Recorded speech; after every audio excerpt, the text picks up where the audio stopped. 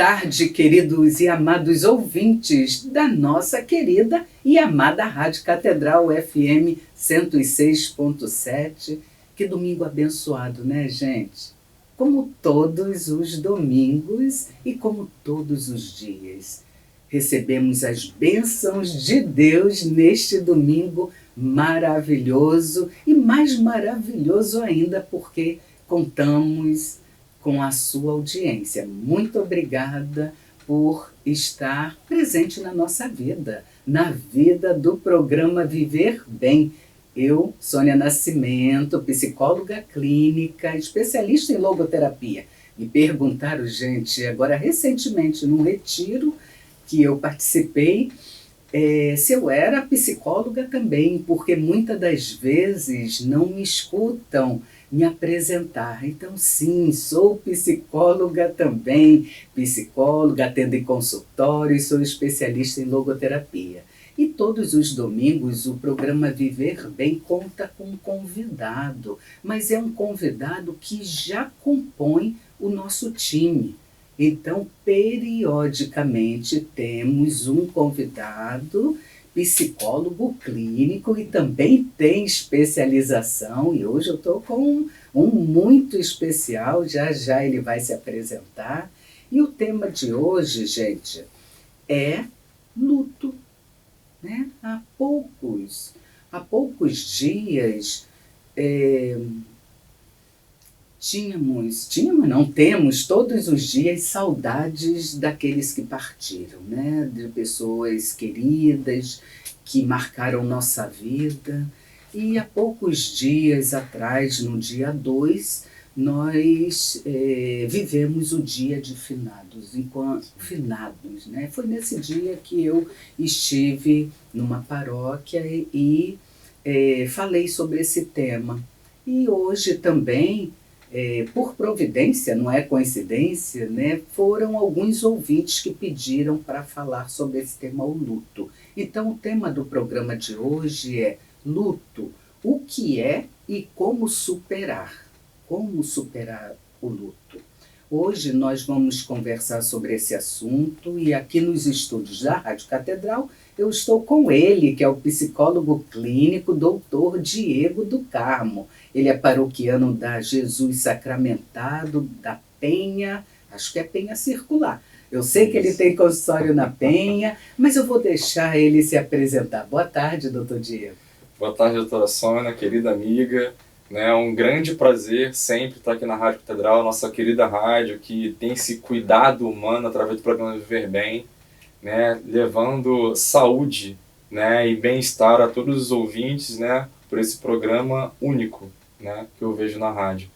E eu atendo, sim, na Penha Circular, na Paróquia Jesus Sacramentado, no ambulatório clínico que existe dentro da paróquia, né, atendo também na Ilha do Governador e brevemente atenderei no Largo do Machado, na Clínica Victor Frankl. Né, e eu vim convidado a falar desse tema, né, tão significativo, o luto, né, a filosofia se debruça tanto para falar sobre isso também, né, e o luto ele é um conjunto de reações, né, a uma perda significativa na vida, né. Tem um teórico, né, John Bowlby, né, e ele é um médico, enfim, pediatra, ele falava sobre a angústia de separação, né, e quanto mais a gente tem apreço pela coisa significativa, pela pessoa ou algo, né, maior será essa sensação de perda, né, essa angústia mesmo, né, assim como ele deriva tecnicamente, né, a angústia de separação como um termo técnico da abordagem, né, e esse apego, né, e esse sofrimento gerado pelo luto, né, de algo que a gente queria que não acabasse, de uma pessoa que partiu, a gente queria que estivesse aqui, né, isso faz parte do atravessamento da vida. Né? A filosofia traz muito a finitude como a completude da vida. Só existe, inclusive, filosofia porque existe a finitude. Senão não teria sentido filosofar. É verdade, eu não vou te interromper, porque eu adoro, você sabe, né, doutor Diego, adoro ouvir esse jovem nessa alma, jovem também na idade, mas falar, nossa, ele é um filósofo, além de psicólogo clínico, um professor também. Mas, Diego, eu gostaria que você apresentasse o seu CRP, né? Porque é importante, antes do doutor Diego apresentar o CRP dele, eu quero lembrar e pedir para que vocês anotem, registre aí o nosso WhatsApp, que é o 3231 3560. 3231-3560 e contribuam aqui com o tema de hoje e podem perguntar ao Dr. Diego do Carmo que ele prontamente vai responder. Por favor, é sempre muito importante a participação de vocês, né?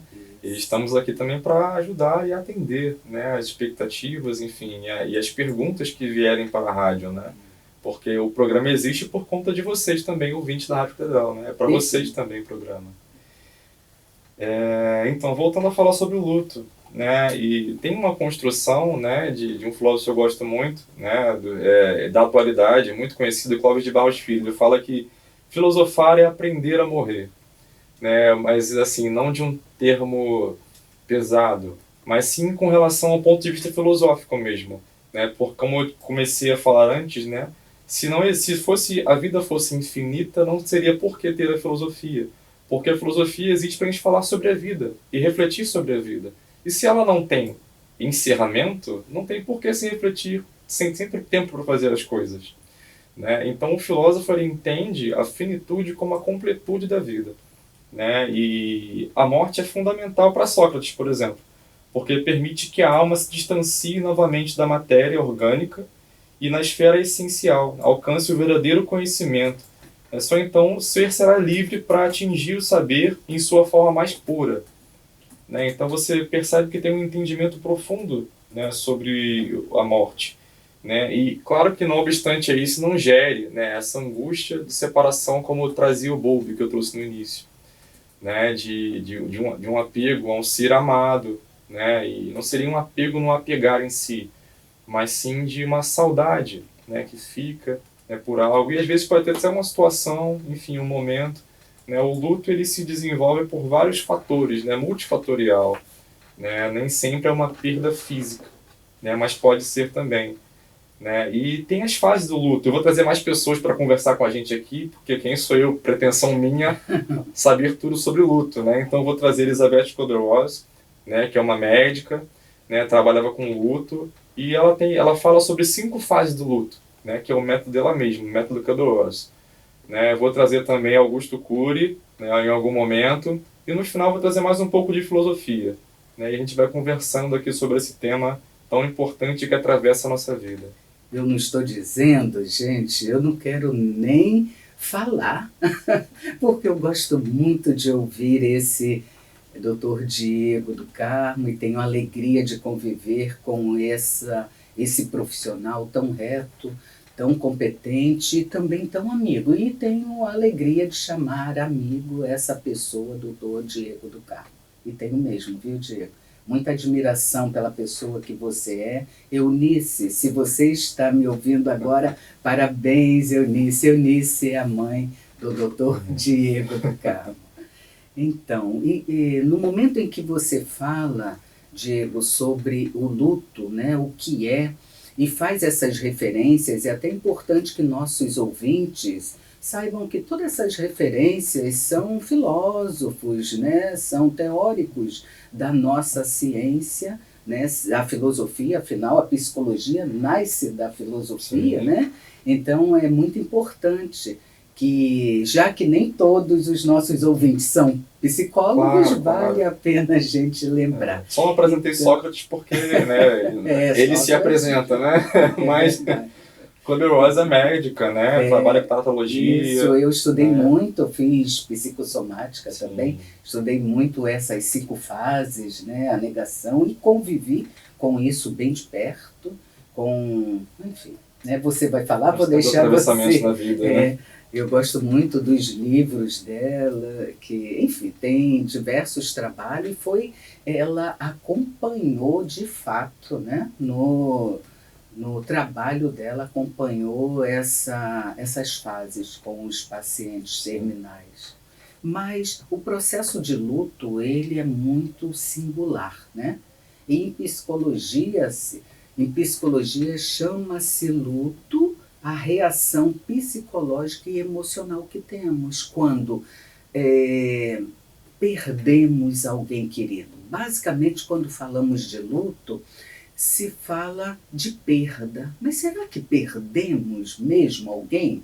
Né? É uma provocação que eu fiz durante a minha palestra, até aqui há alguns dias, no dia de finado, alguns dias atrás, porque nós não perdemos, a pessoa existe em nós. E existe também, gente, por que existe? Porque ninguém passa na nossa vida em vão, ela deixa um pouco dela, como nós também. Então precisamos estarmos muito atentos como nos relacionamos com as pessoas, porque são as marcas que ficam.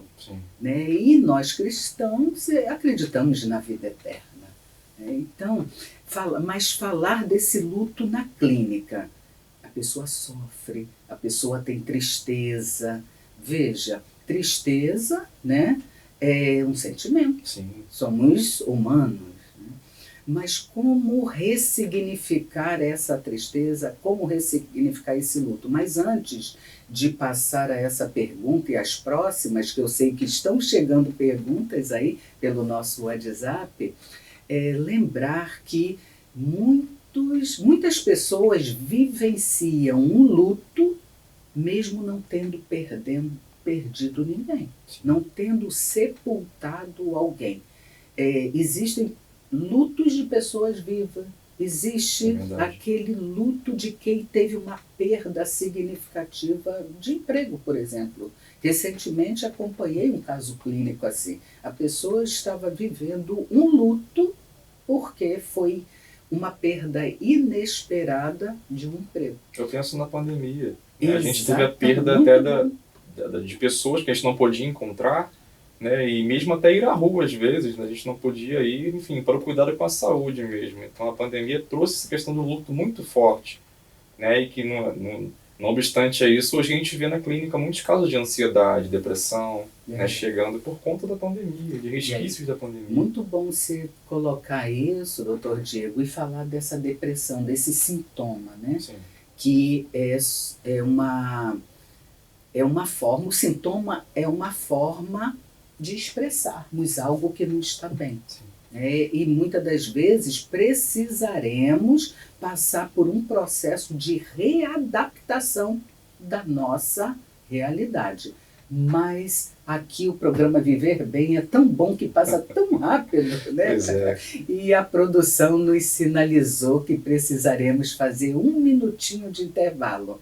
Gente, é 1 minutinho apenas. Preparem aí as canetinhas para passar um WhatsApp no 3231-3560. 1 minutinho apenas e voltaremos já.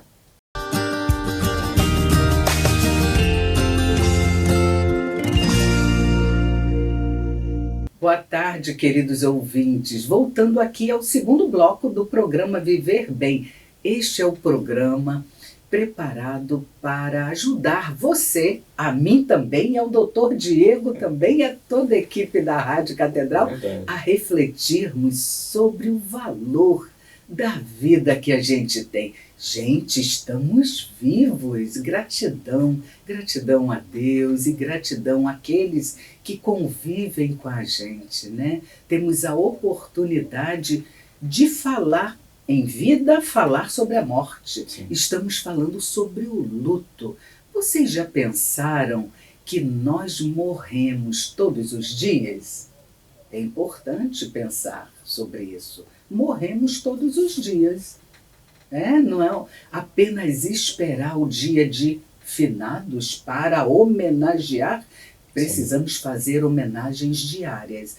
Doutor Diego, por falar em dia de finados, chegou uma pergunta do ouvinte Sebastião de Botafogo, Sebastião Sena, é um ouvinte frequente aqui, participativo dos nossos programas, e ele pergunta ao doutor Diego, o que significa o dia de finados?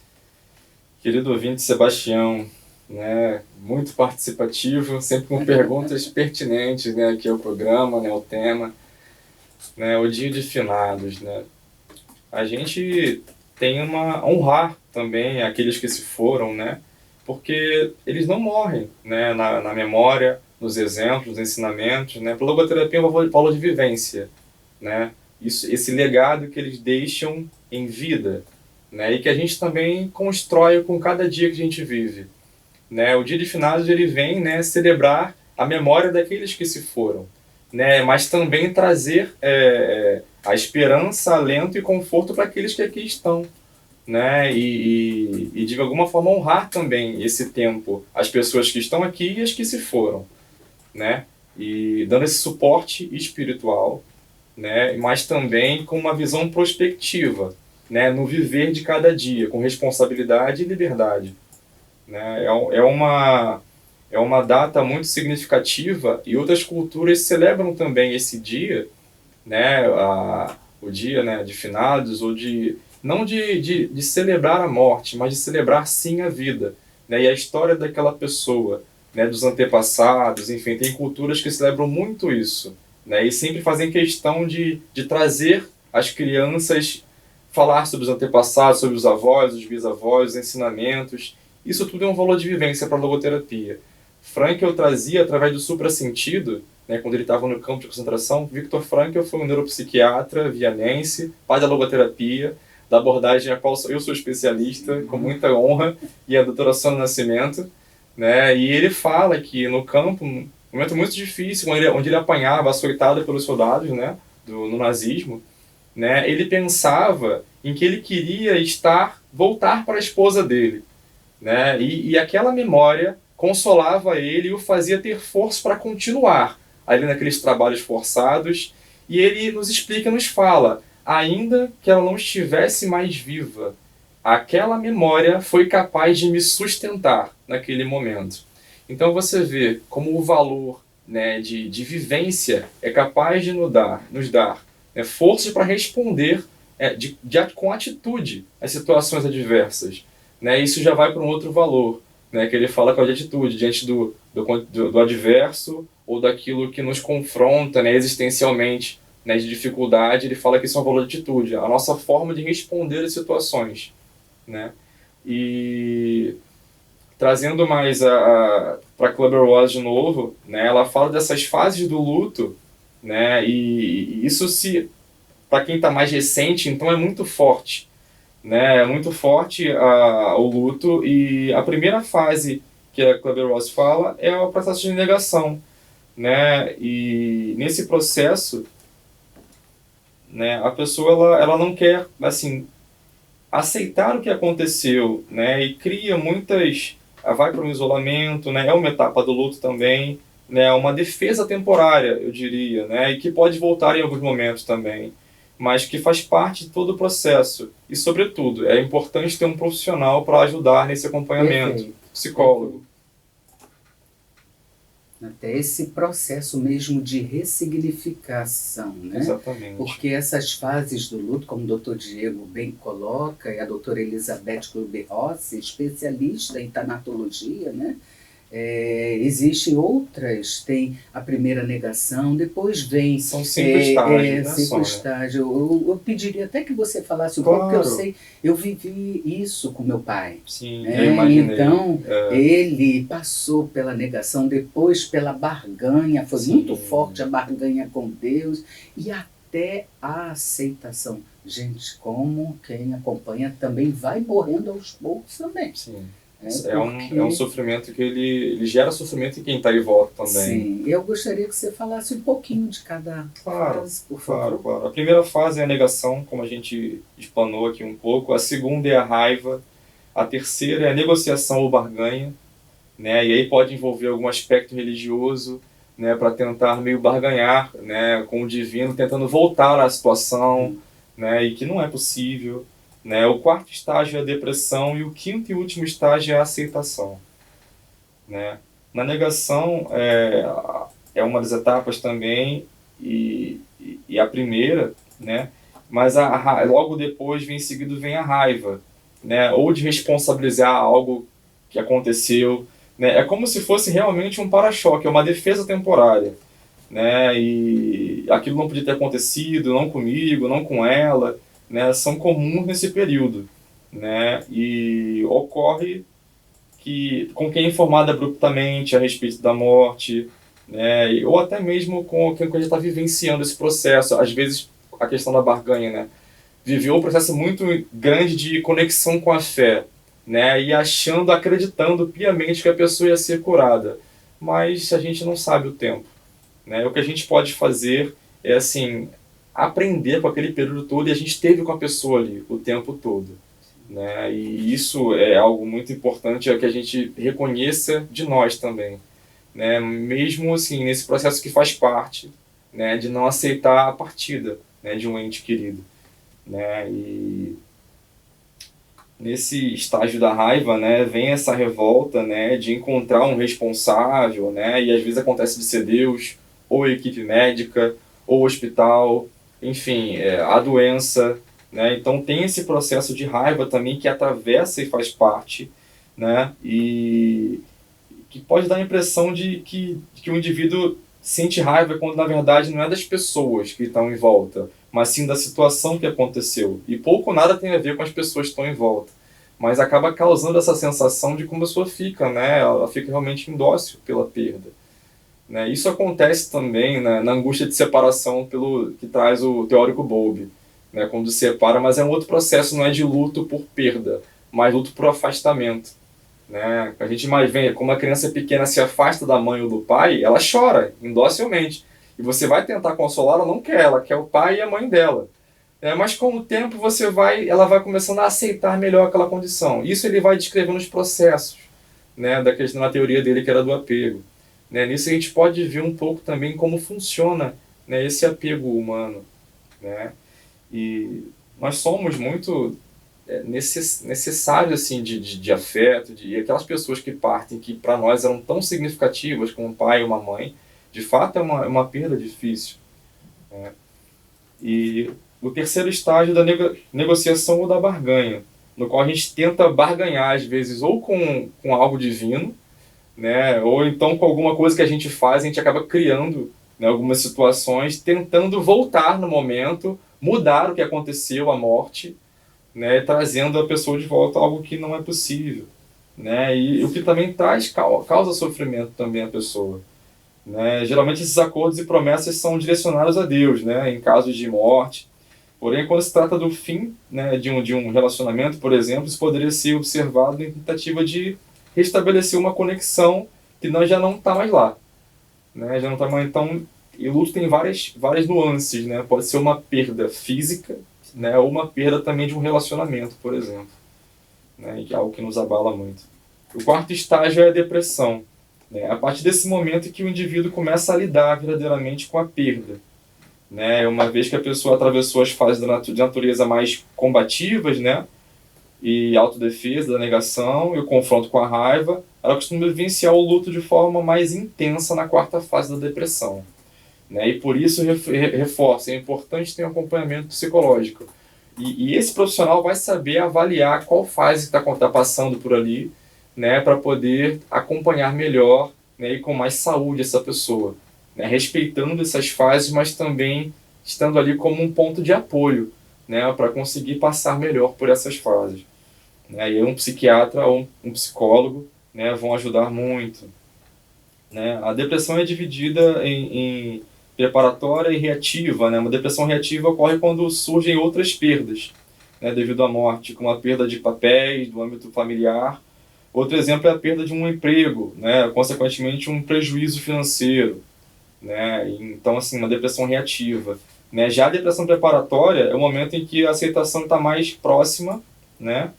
E é quando as pessoas ficam quietas, né, repensando e processando o que elas vivenciaram e analisando o impacto da experiência na sua vida, né? Então você vê que nesse momento da depressão preparatória, a pessoa já está, né, entendendo e compreendendo o processo vivenciado, né, analisando até os valores, né, diante de todo esse processo que puderam aprender.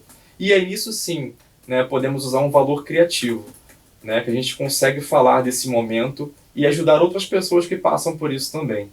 E esse é mais um valor da logoterapia, o valor de criação, que é possível a gente também, né, criar, né, desse ponto. Muita gente cria, às vezes, grupos de ajuda, né, de luto, após passar por uma grande perda. Né, e na filosofia também não é diferente. Muitas das correntes teóricas, né, filosóficas criadas foram após grandes perdas, como o estoicismo. Né, foi quando Zenão teve o navio afundado, né, que ele desenvolveu a escola estoica. Né, e, enfim, grandes perdas também trazem grandes triunfos, né, pessoais para a pessoa. Né? E o quinto estágio é a aceitação. Por fim, né? A última etapa do luto é a aceitação. Quando se chega a esse estágio, né, as pessoas lidam com seus sentimentos de forma serena. É o momento em que conseguem expressar de forma mais clara os sentimentos, emoções, frustrações e dificuldades que os circundam. Né? Quanto mais negarem, mais difícil chegarão a esse momento último de processo. Cabe ressaltar que esses estágios não são um roteiro a ser seguido, né, em ordem cronológica, assim, né, e que podem sofrer alterações de acordo com cada perspectiva pessoal. Né? Então, nós somos seres únicos e irrepetíveis. Né? A logoterapia já nos diz isso. Então, assim, essas fases elas não são assim estritamente nessa ordem. Pode acontecer de voltar em uma outra, ou acontecer diferente, depende muito do pessoal de cada um, de como está lidando com a situação. Tanto é que o tempo para cada um é diferente. Né? Assim como a vida. Né? A gente não mede a vida pelo tempo cronos, mas sim pelo tempo kairos, da experiência. Que bonito. Nossa, eu quero essa aula. Doutor Diego, chegou uma pergunta. Tudo que você trouxe, né, essas fases que a doutora Elizabeth Kluber-Rossi coloca, e nós como psicólogos clínicos também legitimamos isso, aprendemos essa teoria e acompanhamos muitas das vezes na nossa vida, né? Como falou nesse dia de finados, falou nessa honra, né? Honrar aquele, achei forte e bonito, esse dia de homenagens, né? Mas devemos pensar que na saudade, a saudade é amor, né? Saudade é amor. Mas vamos voltar aqui à ouvinte Ângela de Vigário Geral. Ela diz: sou ouvinte do programa Viver Bem. A pergunta que ela pede passar para você é: como trabalhar clinicamente na psicologia com o paciente que está vivendo aí entre aspas, aprender a lidar com a morte de alguém muito especial? Como trabalhar clinicamente? Como doutor, psicólogo clínico, né? Eu diria que o imprescindível, só para começar, sim, né? Ângela, primeiro agradecer a sua participação. E para começar, eu diria que é imprescindível o acolhimento. Nós, da linha, todos os psicólogos, sim, né? Todos os psicólogos, porque estamos nessa profissão por amor. Então é imprescindível o acolhimento. Mas vou passar a palavra para o doutor Diego. Claro. Ângela, muito obrigado pela sua pergunta e participação, viu? Sempre nos envie perguntas, viu?